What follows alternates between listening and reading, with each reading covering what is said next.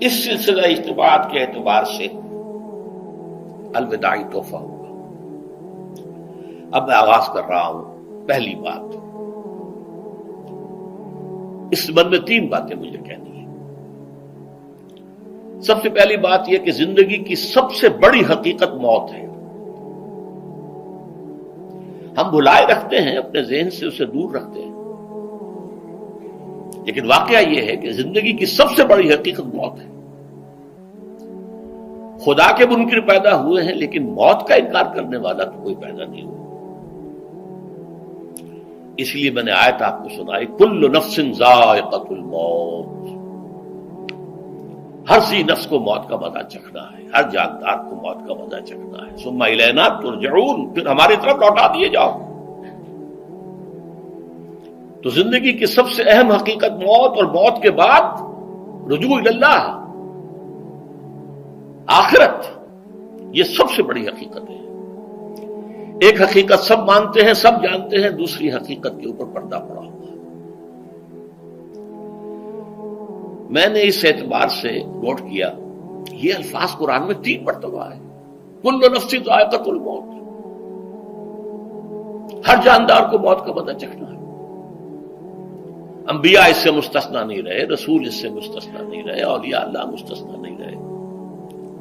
وقتی طور پر استثناء حضرت عیسیٰ کا ہے کہ ابھی وہ زندہ ہیں، لیکن عیسیٰ یاتی علیہ الموت، حضور نے فرمایا عیسیٰ پر بھی موت آئے گی، جب دوبارہ آئیں گے زمین پر اتریں گے، پھر اس کے بعد ان پر موت وارد ہوگی، ان کی نماز جنازہ پڑھی جائے گی، انہیں دفن کیا جائے گا حضور کے پہلو میں، شادی بھی کریں گے، اولاد بھی ہوگی۔ باقی تو یہ ہے کہ کل نفس ذائقۃ الموت، سب کو موت کا مزہ چکھنا ہے۔ عیسیٰ بھی بالآخر اس سے مستثنا نہیں رہیں گے،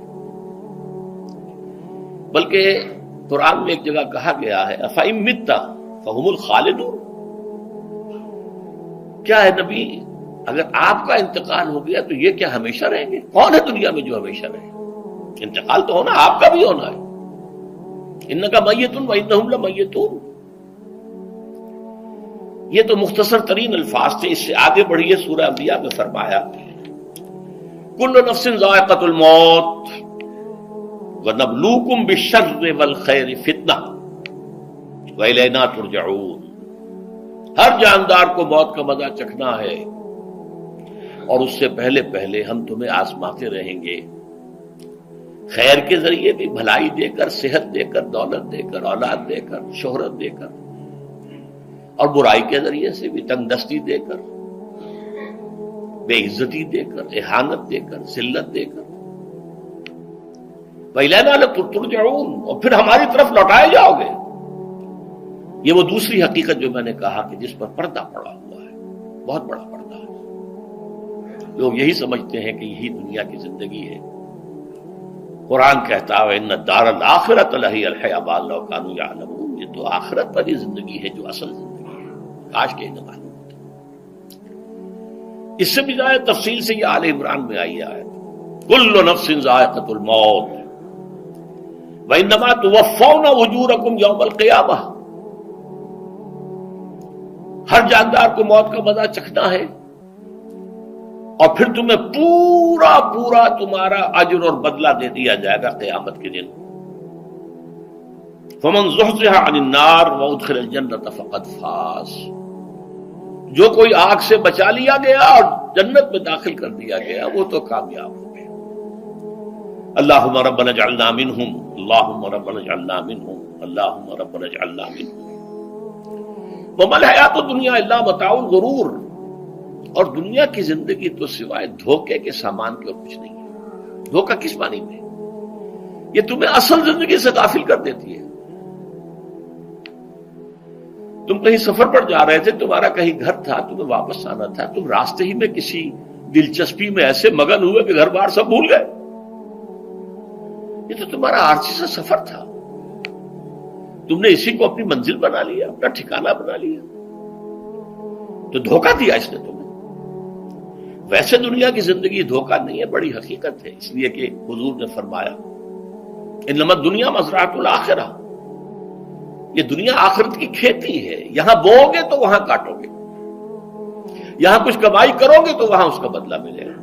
اس اعتبار سے دنیا بہت بڑی حقیقت ہے، ایک ایک لمحہ بہت بڑی قیمتی شے ہے، لیکن اگر یہ دنیا تمہیں آخرت سے غافل کر دے تو اس سے بڑا دھوکے باز ہو کوئی نہیں۔ یہ اصل دجال ہے۔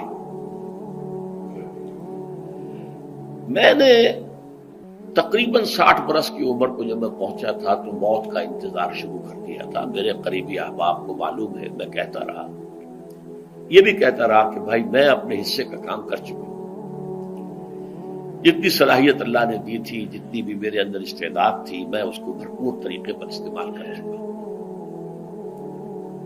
دم واپسی برسر راہ ہے عزیز و اب اللہ ہی اللہ ہے، یہ میرا معاملہ رہا ہے 60 برس کی عمر سے۔ اس کے بعد اللہ نے مزید 14 برس دیے ہیں، یہ نافلۃ لک کے درجے میں میں کہتا ہوں، اس کا اللہ کا عطیہ خصوصی ہے، نفل ہے، ہمیشہ کہتا رہا ہوں۔ مسنون زندگی تو 61 برس ہے ہمارے حساب سے۔ علامہ اقبال کے بارے میں سنا ہے کہ رویا کرتے تھے کہیں میری عمر حضور کی عمر سے زیادہ نہ ہو جائے، وہ 6 مہینے کم ہی رہی ہے حضور کی عمر سے۔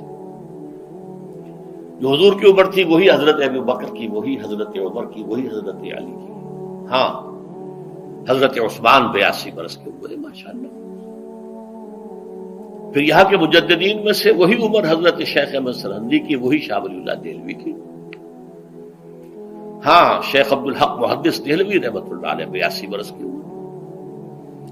لیکن یہ میں کہا کرتا تھا مسنون عمر تو 61 برس ہے، جسے ہم 63 کہتے ہیں، وہ اصل میں ہمارے حساب سے 61 بنتا ہے۔ وہ 63 قمری ہے، جو 9 دن کم ہے، قمری سال جو ہے وہ شمسی سال سے۔ بہرحال میں اس وقت سے منتظر تھا، لیکن جو بھی وقت اللہ نے دیا ہے، اللہ کا شکر ہے، وہ مفید کاموں میں لگا ہے۔ ان میں خاص طور پر میں سمجھتا ہوں کہ اللہ کا مجھ پر سب سے بڑا احسان، اور مجھ ہی پر نہیں، بہت بڑے پیمانے پر لوگوں پر جو احسان ہوا ہے، وہ میرا 1998 کا دورہ ترجمہ قرآن ہے جو کراچی میں ہوا تھا۔ 1998 کے مارچ میں میرا بڑا آپریشن ہوا، دونوں گھٹنے تبدیل کیے گئے، لیکن 98 کے آخر میں، حالانکہ میں چل نہیں سکتا تھا، کراچی میں مسجد جو ہے اونچی ہے، دوسری منزل پر ہے، تو خاص ریمپ بنایا گیا جس کے ذریعے میں ویل چیئر پر مجھے لے جایا جاتا تھا۔ میں نے درس دیا۔ اس درس کی گزشتہ چند سالوں سے پوری دنیا میں جو گونج ہوئی ہے اللہ کے فضل و کرم سے، اللہ کا کوئی حکمت خداوندی اس کے ساتھ وابستہ ہے۔ اس میں میرے کسی کام کو دخل نہیں ہے، میری کسی کوشش کو دخل نہیں ہے۔ میں نے تو جو درس میں دیتا آ رہا تھا سن 85 سے، دورہ ترجمہ قرآن، البتہ یہ بات ضرور ہے کہ میں نے محسوس کیا تھا کہ سن 98 کے اس درس میں دورہ ترجمہ قرآن کے مجھے خصوصی انشراح حاصل تھا۔ میری ساری گفتگو کا حاصل کیا ہے؟ دیکھیے، نظریاتی تحریکوں کا تعلق اشخاص سے نہیں ہوتا، ٹھیک ہے، کوئی اس کا داعی ہوتا ہے، کوئی اس کا مؤسس ہو جاتا ہے، کوئی اس کا آغاز کرنے والا ہوتا ہے، لیکن نظریاتی تحریک افراد سے وابستہ نہیں ہوتی۔ افراد آتے چلے جاتے ہیں اپنا اپنا حصے کا کام کر کے، جس کو جتنا مقدر ہے، جتنی اللہ تعالیٰ کی طرف سے توفیق ہے، وہ اپنا کام کرے گا، چلا جائے گا۔ یہ چمن یوں ہی رہے گا اور ہزاروں جانور اپنی اپنی بولیاں سے بول کر اڑ جائیں گے۔ مبارک ہیں وہ لوگ جنہیں قرآن کی بولی بولنا نصیب ہو جائے۔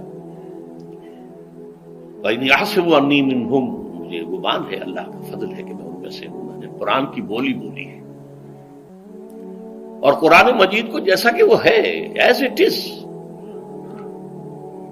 اپنے کو مذمومہ خیالات، اپنے کوئی ذہن سے زائدہ نظریات کو میں نے اس میں دخل نہیں دیا، جسے انگریزی میں آپ آبجیکٹیولی کہتے ہیں، خالص معروضی طور پر قرآن کو پڑھا ہے، قرآن کو قرآن سے سمجھا ہے، یا پھر سیرت رسول سے سمجھا ہے۔ میں لفظ سنت کی بجائے سیرت استعمال کر رہا ہوں۔ قرآن مجسم حضور تھے صلی اللہ علیہ وسلم، اور حضور کی سیرت اور حیات جو ہے وہ قرآن مجید کی اصل تفسیر ہے۔ یہ حقیقت بھی بہت کم لوگوں کے علم ہے۔ وہ احادیث کا نام تو لیتے ہیں، احادیث بھی ہے، سیرت بھی تو احادیث ہی سے ہمیں ملتی ہے، لیکن میں خاص طور پر سنت یا حدیث کی بجائے سیرت کا لفظ استعمال کرتا ہوں۔ قرآن کی 2 سورسز ہیں، قرآن خود اور سیرت رسول صلی اللہ علیہ وسلم۔ بہرحال انشاءاللہ العزیز یہ کام بڑھے گا، چلے گا، یہ میں ابھی بعد میں عرض کروں گا۔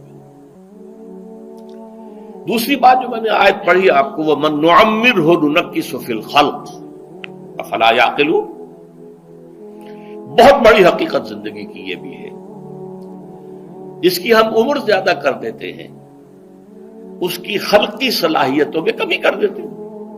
موٹی بات ہے، بڑھاپا آئے گا، ہمیشہ کی مانی ہوئی بات ہے۔ اگرچہ جوانی میں آدمی بڑھاپے کا تصور نہیں کرتا، لیکن بڑھاپا آنا ہے، یہ بھی ایک حقیقت ہے موت کی طرح۔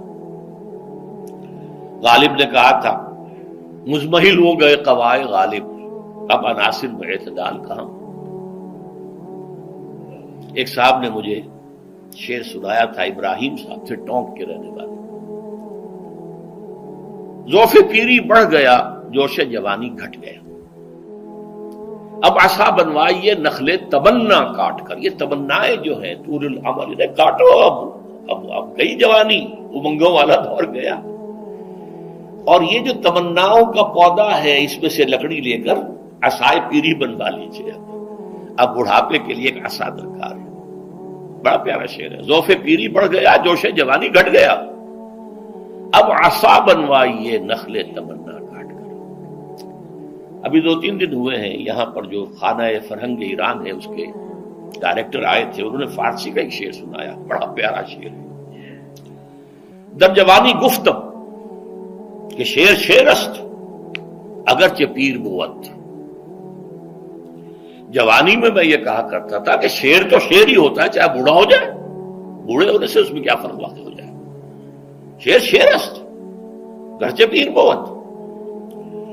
چوں میں پیری رسیدم، جب میں خود پیری اور بڑھاپے کو پہنچ گیا، دیدم، تو مجھے یہ بات نظر آئی کہ پیر پیر است گرچہ شعر بود، بوڑھا بوڑھا ہی ہوتا ہے چاہے وہ شعر ہی کیوں نہ ہو۔ تو یہ بڑھاپا جو ہے یہ زندگی کی دوسری بڑی حقیقت ہے۔ اس کا ایک اثر تو سب کو معلوم ہے، قوائے غالب جو میں نے کہا، بڑھاپے کا عام نتیجہ جسمانی ضعف، سب جانتے ہیں، لیکن مجھ پر اور کچھ اور لوگوں پر بھی خاص طور پر اس کا جو ایک اثر ہوتا ہے، یہ مجھ پر ہوا ہے، وہ ہے یادداشت کی کمزوری، اور یہ میں کئی سال سے محسوس کر رہا ہوں۔ میری پرانی یادداشت بڑی مضبوط ہے، قوی ہے، اس میں کہیں کوئی کمی نہیں ہے، لیکن ریسنٹ پاس کی چیزیں جو ہے، پچھلے 5-6 سال کے واقعات مجھے یاد نہیں رہتے، اشخاص سے ملا ہوں اور دیکھ کے پہچان لیتا ہوں، کئی بار ملاقات ہوئی ہے، نام یاد نہیں آتا، تاریخیں اور اشخاص کے نام کے اعتبار سے تو خاص طور پر کئی سال سے میری جو میموری ہے وہ امپیئرڈ ہے، اور میں محسوس کرتا رہا ہوں کچھ عرصے سے کہ عین تقریر کے دوران محسوس ہوتا بلیک آؤٹ ہو گیا، اور مجھے سلسلہ کلام جوڑنے کے لیے سوچنا پڑا۔ بعض اوقات 1000 کروڑ مرتبہ بولے ہوئے الفاظ غائب،